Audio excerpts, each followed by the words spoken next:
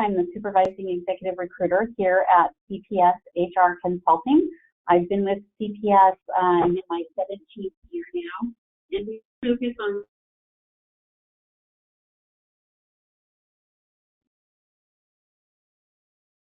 Good morning. This is Pam Derby with CPS HR Consulting, pardon me. We're having a wild and woolly Wednesday here at CPS HR. I do supervise the executive recruitment group here. I'm going into my 17th year with CPS HR.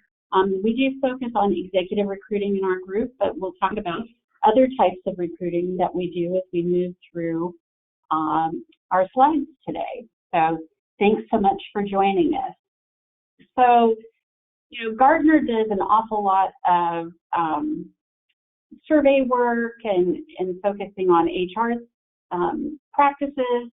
And one of the recent articles I read talked about that talent acquisition costs have still increased more than 25% in the past few years, but less than half of employees hired in the past 12 months say they would accept a position with their current employer again if they could turn back the clock.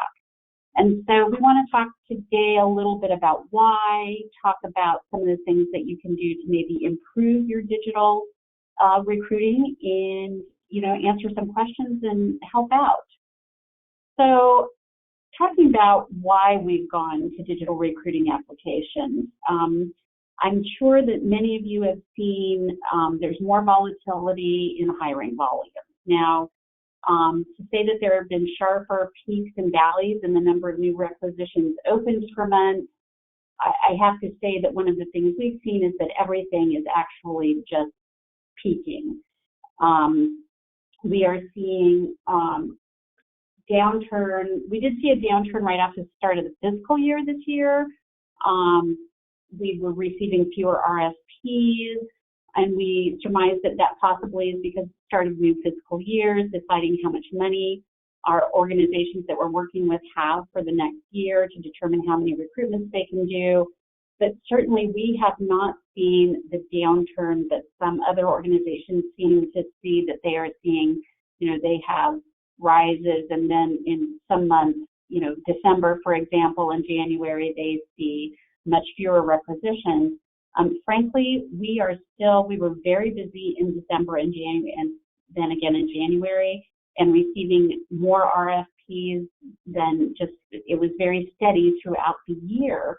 And so that's one of the things that leads us to believe that the recruiting in the government sector has just gone up exponentially across the board. Certainly since we've come out of the recession, we know that has something to do with it as well.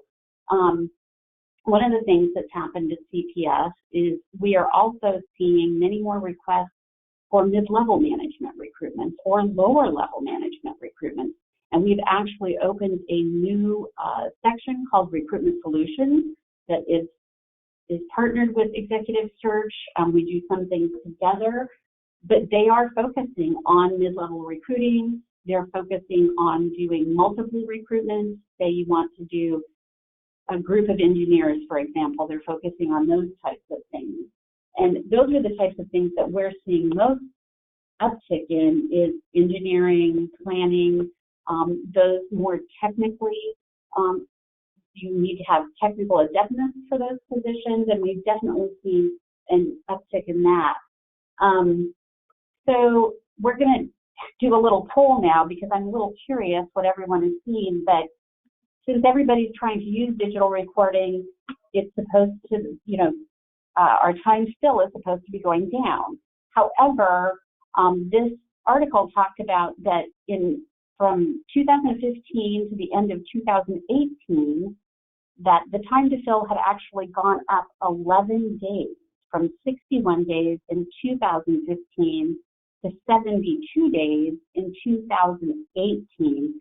And I'm really curious if that is the trend that you have seen in your own organization. Have you been using more technology and your time to fill is still going up? And so Julie has deployed a little bit of a poll right here that we'd like to see what you're thinking. Okay, so just select one. We actually almost have all in now. We'll give it just a few more seconds, and then we'll share the results. In the meantime, Pam, what do you think the responses are going to be? Do you think it's going to be mostly yes, no? I think it's going to be yes. Okay. Frankly. Well, we will see, and let's close the poll and launch the results. And, oops.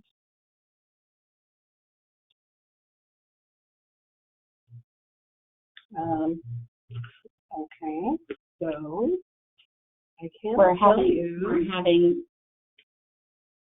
Okay. We're waiting, as we seem to with technology these days. Okay, so not sure if everyone can see this, but the answers came in at 73% weighing in with a yes, 21% at no, and 6% were not sure. So with that, I'm going to close up this poll. We'll get back to your slide deck in just a moment. There you go. Back to you, Pam. So let's talk about some of the reasons that we've seen the necessity for digital recruiting. There's been rapidly evolving needs. Now, I said marketing, for example, you know, the titles are changing. So, for example, yesterday's web analyst is today's digital strategist, is tomorrow's what? We're not sure. One of the things we've seen, and why I kept it with marketing, is that we are seeing many more calls for doing engagement type of positions, more outreach. You know, government is trying to become more transparent, trying to let the populace know that they are interested in their input.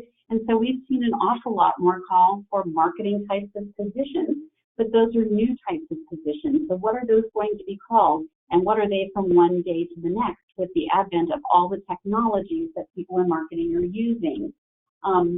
There's obviously positions that are requiring more social media savvy. That meaning so that you have these positions that you want your candidates to be able to utilize social media. If, especially in HR, are they people that know how to use social media, for example, for recruiting? The other thing that we see is that positions in government have ever-changing titles. We are seeing an uptick in classification studies all the time, and that means that positions are changing, and a lot of that does have to do with technology. And so to attract those kinds of candidates, do you need to be using digital applications to attract them? That's one of the things that certainly the evidence shows, certainly all of the science shows, but it's curious to know whether most of the evidence is usually based on private sector recruiting. And so is that happening to us in government recruiting? Recruiters have to handle a more complex mix of requisitions.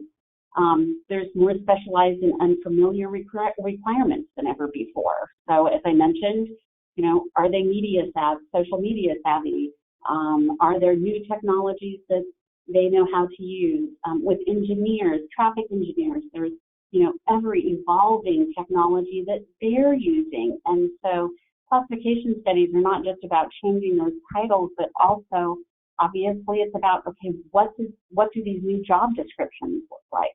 And so there is just this expanding role of recruiters in having to decide, how do we attract those candidates? And, you know, what people have been telling us, those people, as we say, quote unquote, is that digital is the way to go to attract those people. So just talking about by the numbers, 20% of current requisitions are for roles with which recruiters are unfamiliar. That is a very large number.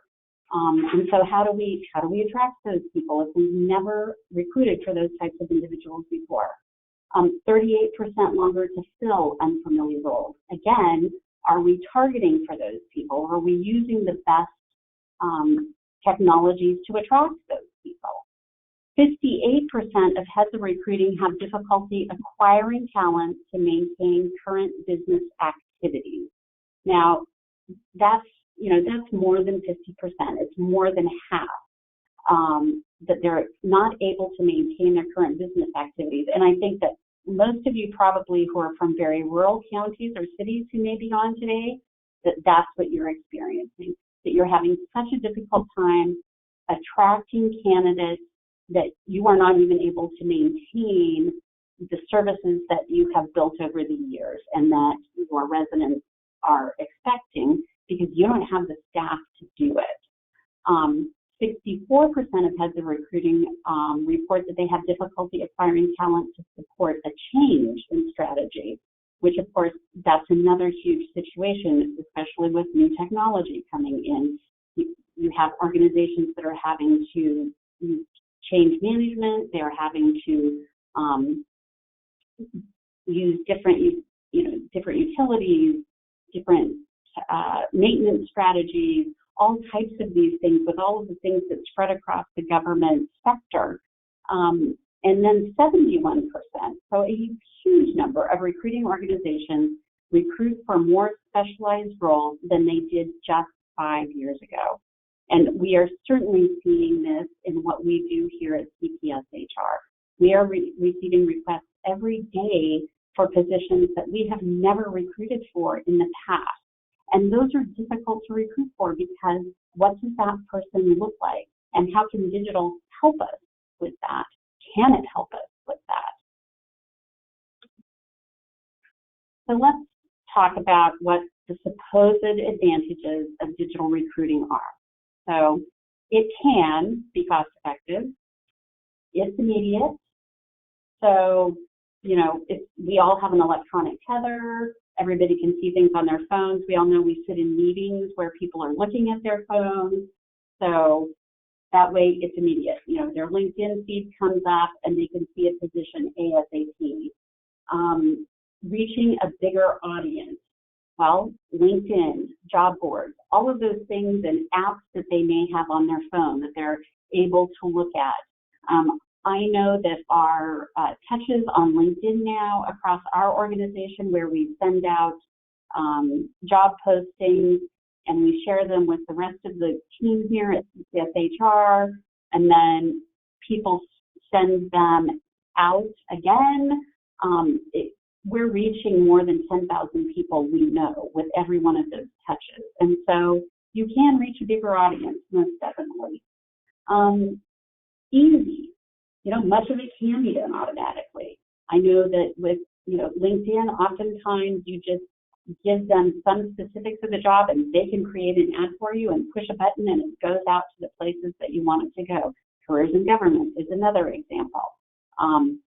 LinkedIn obviously does the same thing. And so I believe that NeoGov does as well, that many of you are probably utilizing, that not only do some of these, their ATS systems or the recruiting platforms, they all make it easier for you to push your job out in many different ways. So lists or, sending updates, all of those types of things. And so you don't have to be it doesn't have to be as work intensive to get jobs noticed.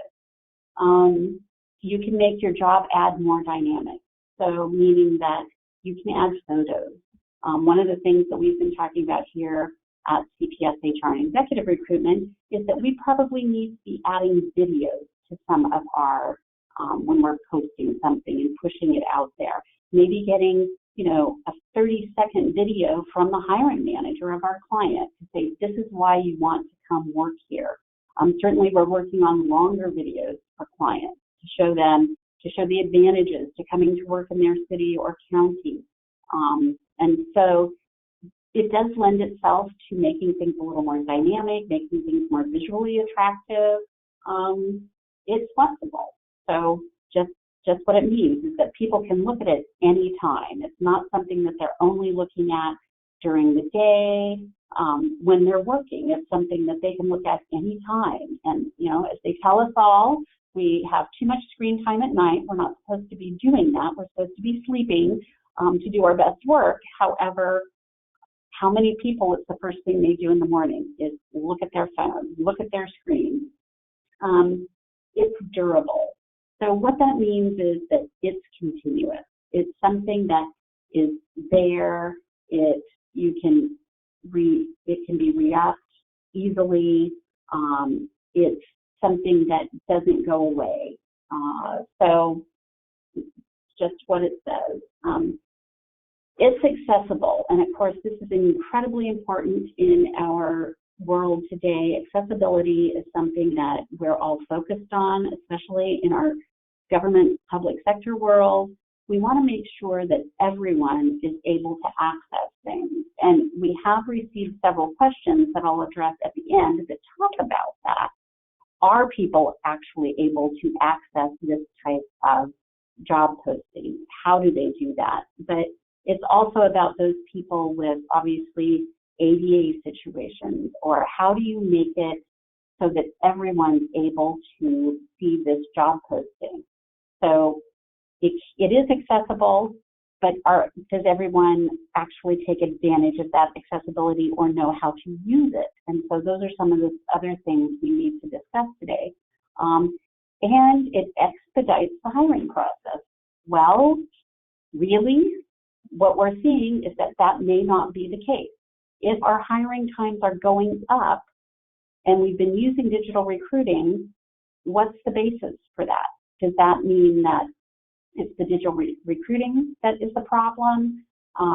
Or is it because obviously there are some other things that can affect that that we need to talk about? But those are all of those different things that are supposed to be all of the advantages of doing your recruiting in a digital format.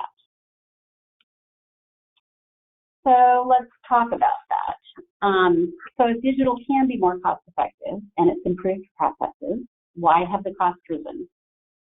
Well, obviously, if it's taking longer time to fill leads, that leads to higher costs. You have people who are, oftentimes you have less people doing more, which does not lead to higher productivity, as we have discovered, which leads to higher costs. Oftentimes, they may have to work overtime. That's a direct cost.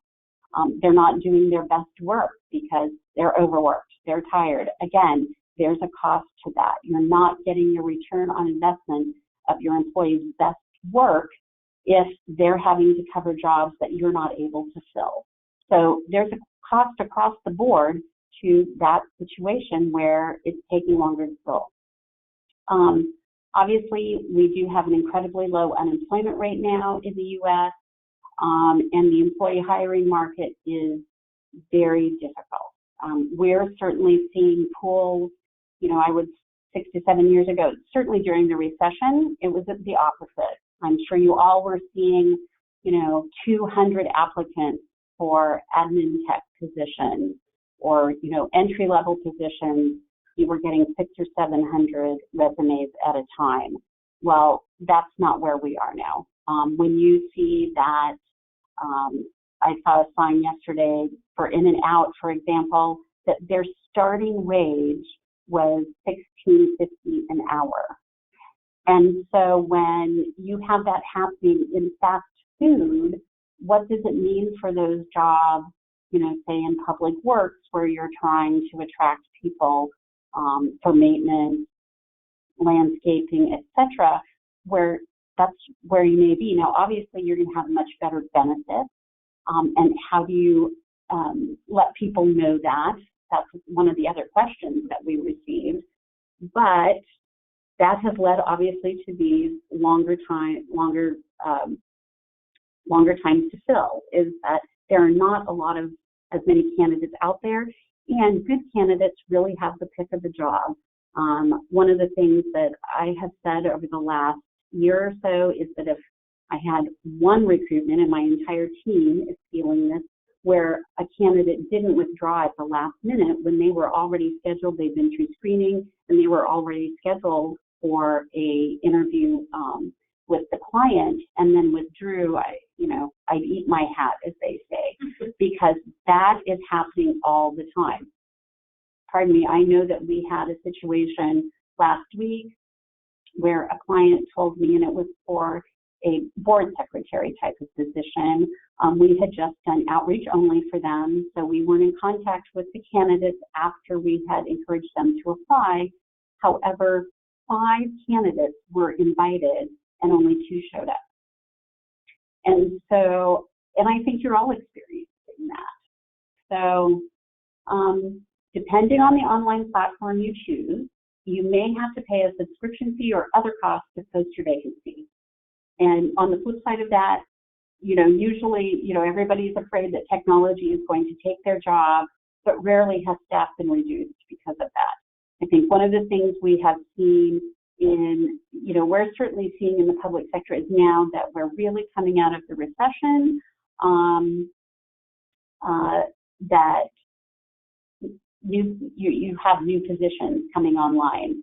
And so it doesn't mean you may now be paying for a platform. Obviously, there's a cost to all of them, and some of them have additional costs. So you pay for a platform.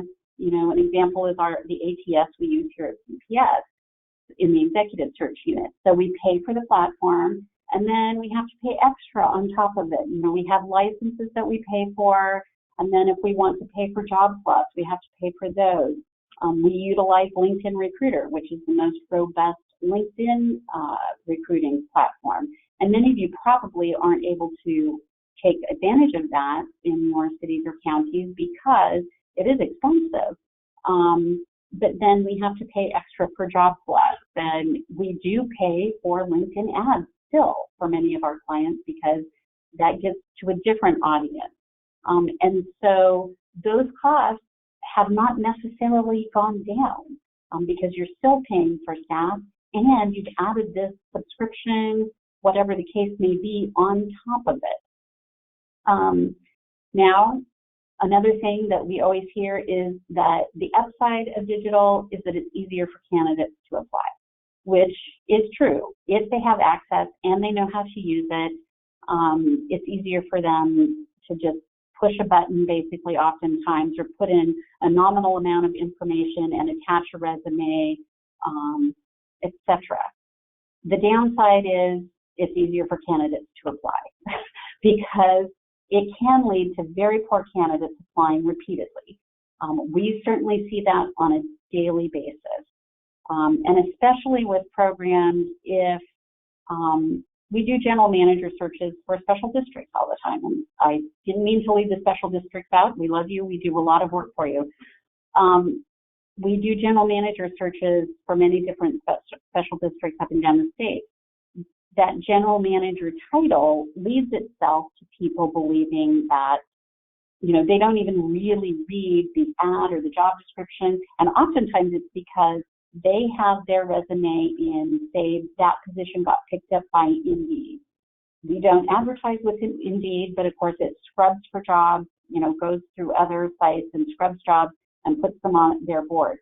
If someone has their resume in Indeed and says, I want to apply for all of these positions that have a general manager title, we just automatically get their resume. If you use DICE, for example, to do technology positions, the same thing happens with them. So one of the things, a way to weed candidates out sometimes when you can get this glut of applicants, and many of them are not qualified, is that we always require for executive searches, and you're not going to do this obviously for your lower level recruitment, but we require a cover letter, a resume, and we also ask for references.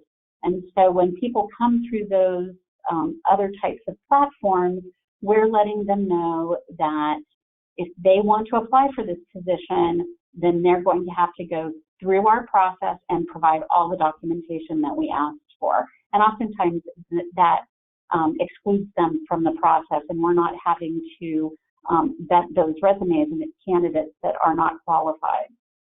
And then the other thing is that you can have candidates that are just applying repeatedly. Those also brands, and so that's another reason to try and make your posting exclusive in some ways so that you can weed people out easily. So it is easier for people to apply, but on the other hand, it can lead to a really poor candidate pool. And they can just push that button and send their resume out. The other thing, everyone's doing the same thing right now. So are your postings getting lost in the fray? As we talked about, you can do these dynamic things, videos, photos, whatever the case may be, to make your position sound more exciting. But is that enough? And so, but in doing that, then you have to remember that if you've done this process online, are they real?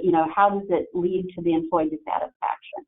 So if you've done half the process online, are they really getting a taste of your culture? So again, the process can make it easy to apply without research or forethought. They may not even be reading your entire job ad. And so then if they haven't done any of that, do they really know what your company's about? And frankly, I think that this is what is leading to much of this dissatisfaction, because so many candidates can apply very easy digitally. They meet all the minimum qualifications. They get brought in for an interview, but they haven't done any research on your company, on your organization, and then they don't understand the culture. They've taken a job that really, maybe it was great money, so they applied, but they haven't done any of that other research. And if the front end of your process is easy, let's face it, if it's very easy for them to apply, and then they get to the back end of the process, and it takes 3 or 4 months, did that really reflect what happened to them in the beginning? And so that's when I say, are they really getting a taste of the culture? It's because, as I talk about in the third bullet, is your digital format aligned with your back-end selection practices, and does it truly represent your organization's culture? Certainly one of the things we're doing in our organizational assessment group is they're working with many of our clients on what can we do, especially in merit-based systems, to make our hiring process shorter. Because that is part of the culture, is that it's a very long hiring process. And so that can be very discouraging to candidates, and frankly, in today's very tight job market where you're fighting over candidates, they're going to drop out. And so that does lead to smaller pools as well. If the longer your process takes, the fewer candidates you're going to have. And that's part of your culture as well. If you can keep them engaged, even if you have a long process, if there's a way that you can keep candidates engaged, keep sending them updates, anything to let them know that you're still considering them. This is what's happening in our process. And this is something that you can do digitally. If you have an ATS, I know that NeoGov does this, you can have process markers along the way that with a push of a button is going to send out an update to candidates and let them know, here's where we are in the process, we're still considering you, and we realize that it's taken a while, but we would like to have you for an interview. We still think that you could be a good candidate for this role. So those are those cultural things that your digital recruiting has to address.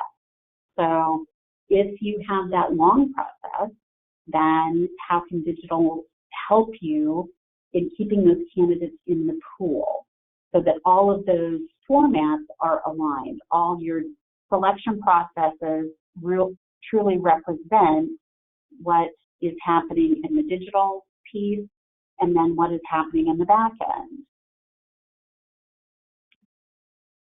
So let's talk about ways to improve your digital process, and which leads hopefully to hiring good candidates and employee satisfaction and fit.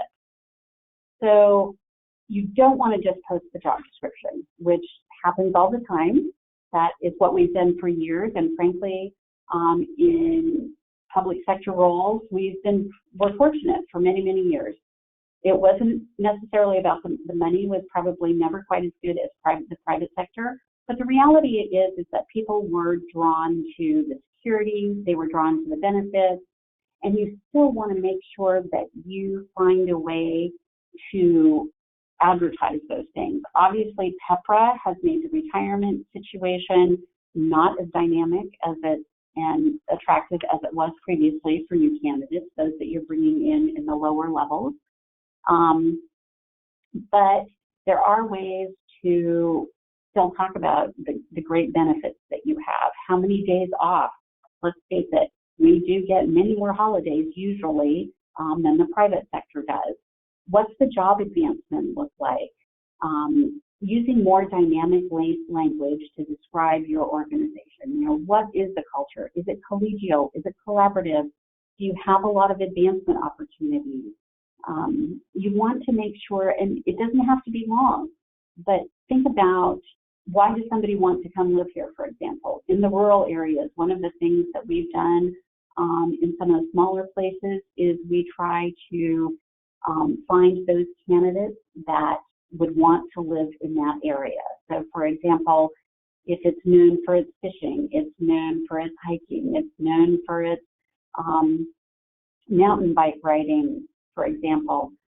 We have posted to Facebook pages that are specific to those types of, individuals who are interested in those types of activities.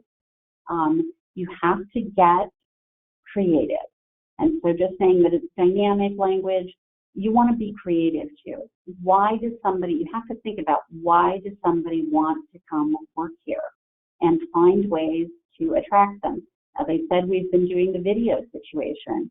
It shows that your leaders, if you can get them to talk for a few minutes, the hiring manager, about what's great about our organization, it shows that they took the time and they invested in trying to bring on good people and talk about the culture and talk about why it's important to them and why they think this is the best place to be.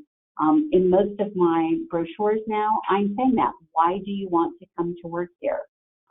Brochures used to be, frankly, this is what the organization's like, this is how many people work here, here's the budget, this is your job description, basically.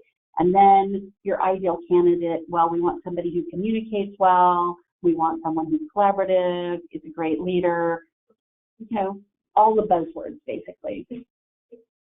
I am trying to get away from, and of course this is on the executive level more, but there's no reason you can't do some of this when you're doing lower level recruiting as well.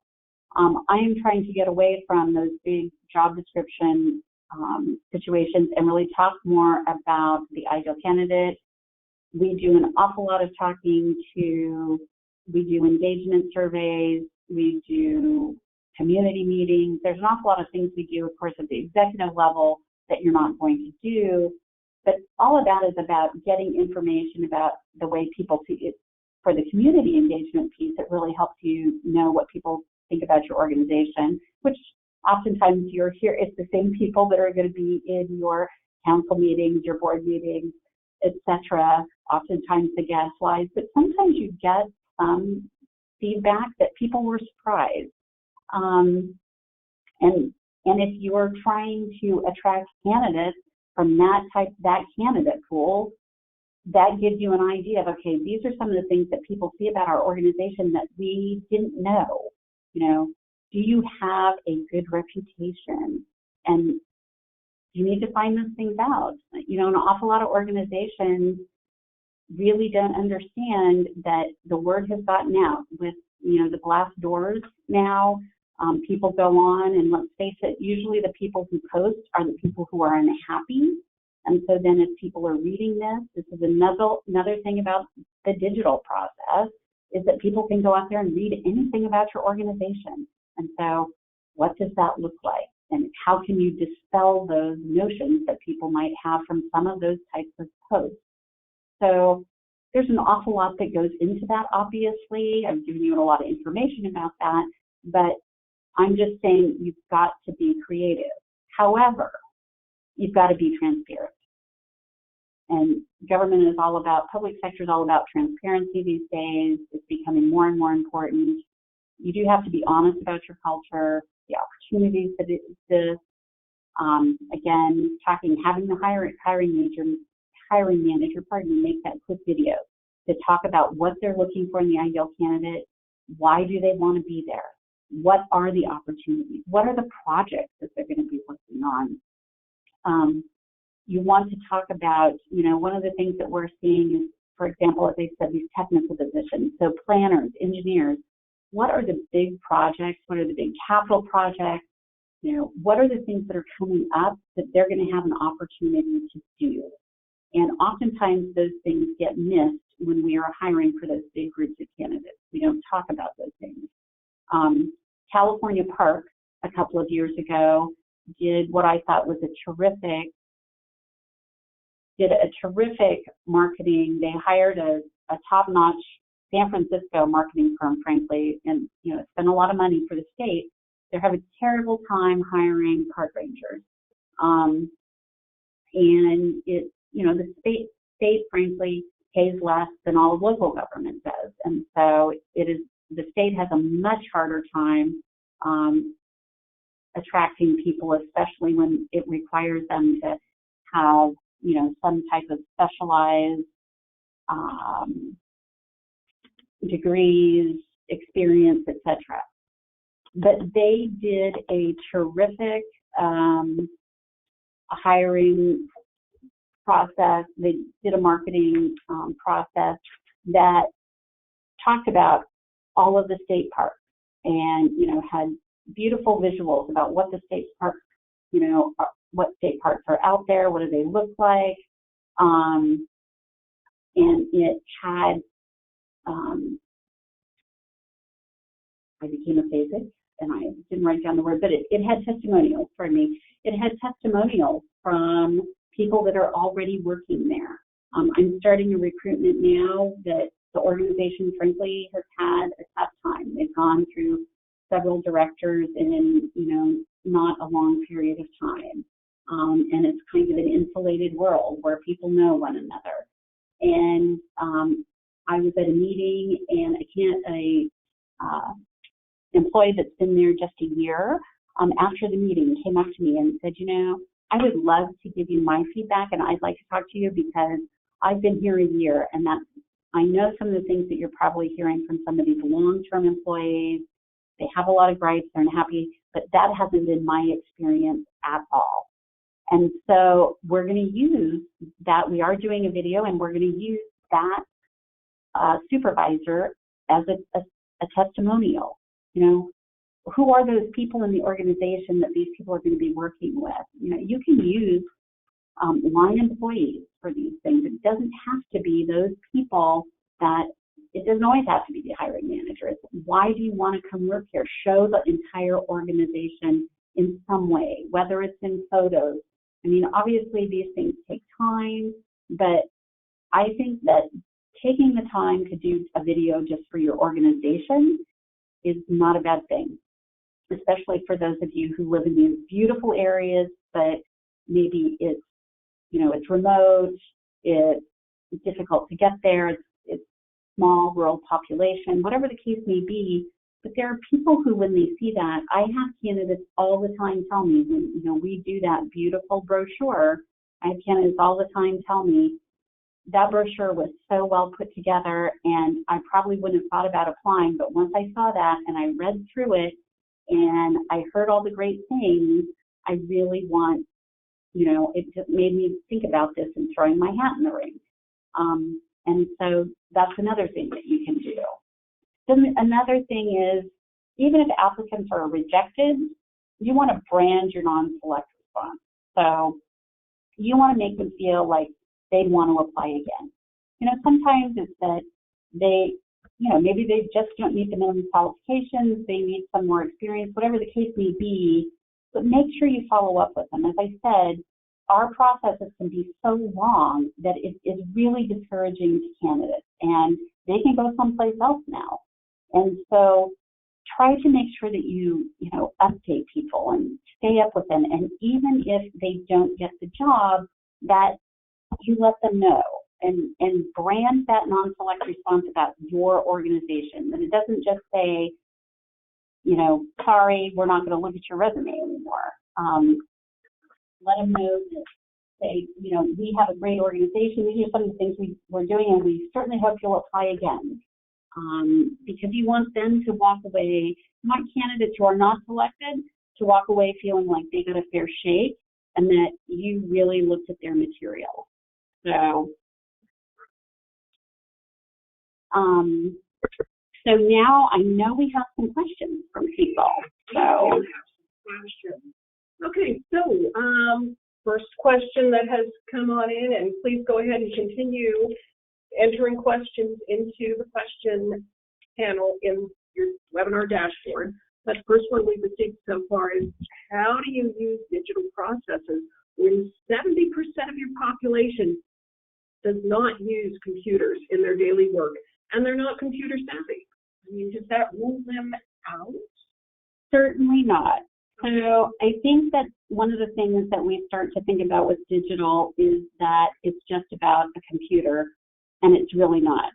While 70% of people in your community may not be computer savvy, I bet that of the 70%, at least 50% of that 70%, if not more, have telephones. And so digital is about all of those forms of marketing, and most people have a telephone. And so then it's about how do you what kind of job boards you use. I mean, one of the things that I would say is that I know that we have another question that was related closely to that. Yes, very close to that, saying that they'd like to know how to attract candidates who are not computer savvy, but do have a wealth of knowledge and experience to offer in that work. Right. So one of the things that I would say is that you need to go where people are when you have that situation. So you have to come up with, how do we attract them? I mean, it used to be that you just put an ad in the newspaper and hoped for the best. And obviously we can't do that anymore. But many people who don't own computers, still there are places they go to use a computer. So do you post your jobs at the library? Oftentimes people go to the library to use the computers. So is there a way that you could work with the library to have job postings there? What is a social place where the people, the types of individuals that you're looking for, where do they congregate? So that you're posting positions there, and have give a link for them to be able to pull something up on their phone. Because to say that people aren't computer savvy, and the reality is that with that application, have a questionnaire that they answer, just 5 or 6 questions that they can do a click through and answer, and then if you've got their contact information and they answered those 5 questions and you know what their experience is, that you can contact them and then walk them through, whether you send them the application or if you have to have an application, whether, but there are places you have to, like I said, you have to be creative, and you have to think about, where do we go? Where are those people? Because that's the point. We need to be where they are. Do your job fair, do a small job fair, someplace where that they're, everybody I think is doing, does things at the county fairs and at, different types of events. You have to utilize all of those things. And that's work intensive, whereas we want digital to take away some of that. But the reality is for some of these positions, you're going to have to think about, okay, where are they? How do we find them? Do we make sure that it's not just that we have that type of information at, the fair, the street strolls, the summer stroll, the Christmas stroll, etc. Big signs, come work for the county, come work for the city. We offer great benefits. Some of those types of things that I think we all used to do before we started digital. So we can't use digital all the time. But I think people think about that people have phones. Everybody, for the most part, has a phone. Now, they don't necessarily all have data, possibly, but there are some of those ways that you can think about to find those people. Okay, great.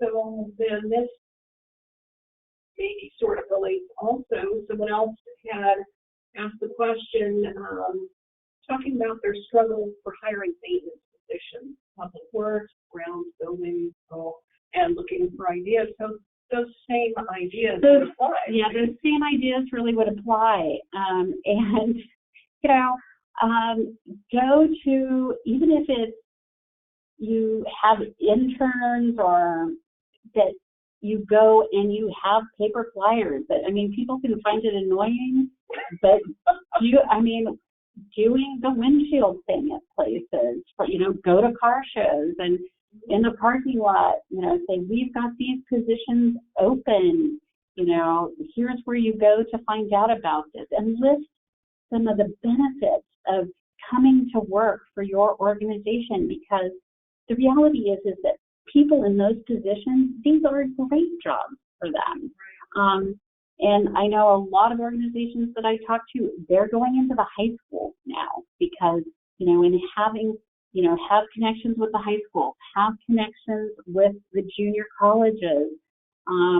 We had this trend for a while where everybody had to go to college. I mean, I certainly saw that when my kids were in high school, where they went to the same high school I did, where we had a fabulous vocational program when I was there, and then everything when they were in high school was geared towards everybody's going to college.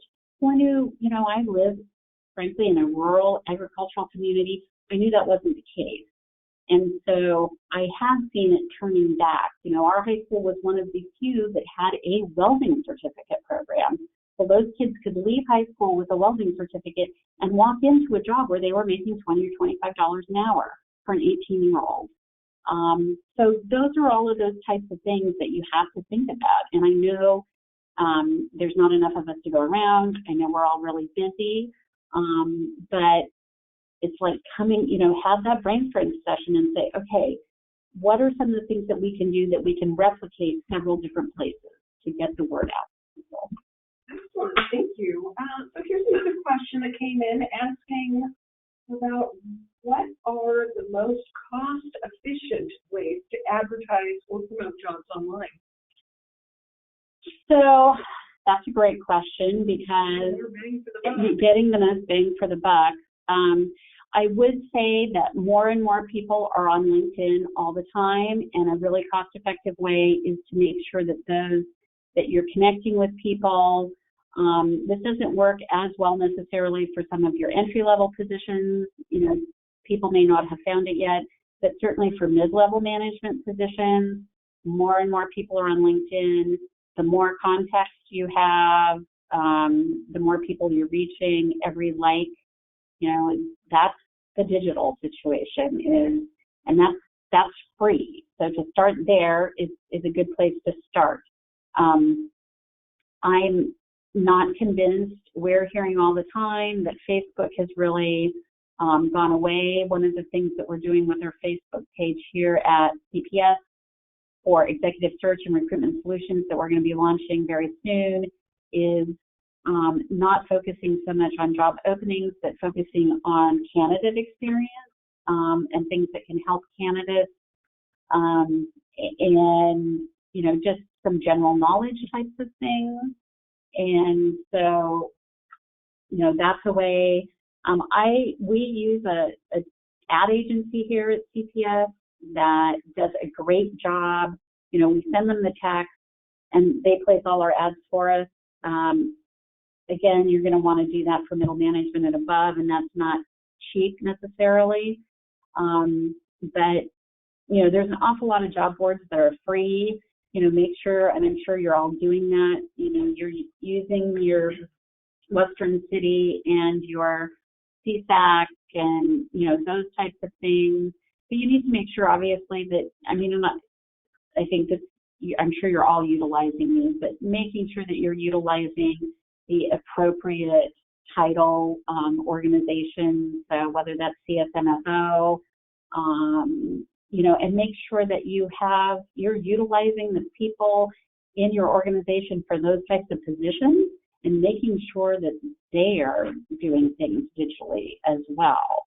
And so I don't know that there's any way that's completely cost effective, utilizing those resources that you have that you can do. If you're ATS, oftentimes, if you're not utilizing NeoGov or there, you can do as I said, you can kind of do a one button push and they'll push things out for you as well.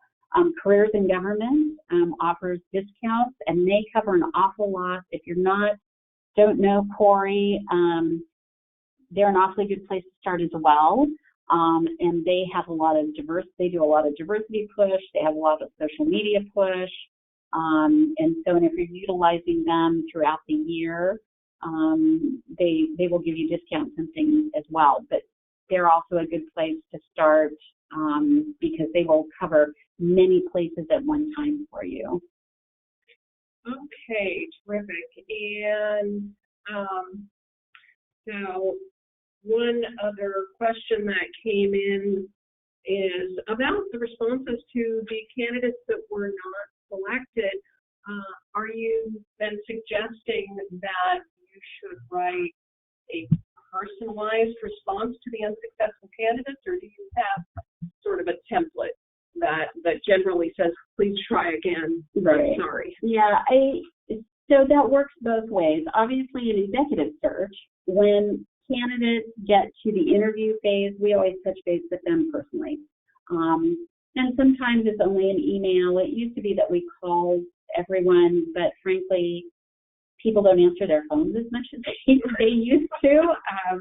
That electronic tether, people are looking at their email usually all the time. But I do a personal email to all of those individuals. Certainly that's going to be prohibitive if you have 50 candidates that you didn't bring in for an admin tech role, you're not going to be able to do that. But I would say come up with a template that lets people know it's not just that standard thanks but no thanks. Try to personalize it a bit to your organization and let people know that you really appreciated them taking the time to, it takes time oftentimes to apply. If they went through your process and they did your application, if you're still doing paper, doing applications. So that's what I would suggest. So we have, here's another question. How should we respond to community members, organizations that say we are discriminating against minority populations by using digital advertising and online applications? And we hear that. Yes, we do. Now, we don't necessarily hear it at the executive recruitment level, although we hear it when we go into communities and we're doing community engagement. And I think that, most of you, I'm sure, are doing applications in 2 languages at least. And I think that you have to be try to be as accessible as possible. So, and again, most of those people have phones. So trying to find a way to advertise that, gets across to those platforms. But again, being visible is one of the things that's important. So being visible at those types, where they have organization meetings, one of the cities that we've worked in, they have probably 20 organizations throughout the city that are city groups. That we made sure when we were doing the advertising for city manager search that we did advertisements in 5 languages, I want to say, and we did a community survey and we did it in 5 languages. And so, we can't solve that overnight, unfortunately, but it is about making sure that there's visibility and that you try to be where they are. So that and to say that you're being discriminated against because it's digital, You know, again, trying to find that way to have some type of a, especially for entry level, have some type of a process that people can go through initially easily, that you have in several, you know, whatever the predominant languages are in your community, so that then you can follow up and contact them and say, you know, come in, we're going to help you, we're going to have an interpreter there to help you fill out an application. I mean, some of these things are time intensive, I understand, but accessibility, as we said, is really important. And it's not just about, you know, ADA or those types of things. It's about all of those people in our communities. Frankly, I do go into an awful lot of organizations, and we work across the country now, and I do go into an awful lot of organizations that don't reflect the diversity of their population. And so it is a problem. Okay, well, I want to thank you so much, Pam. This was so interesting and enlightening. And I want to thank you to everyone who joined us today. We will send an email within about a day that includes a link to today's recording and the slide deck. So thank you and have a great day.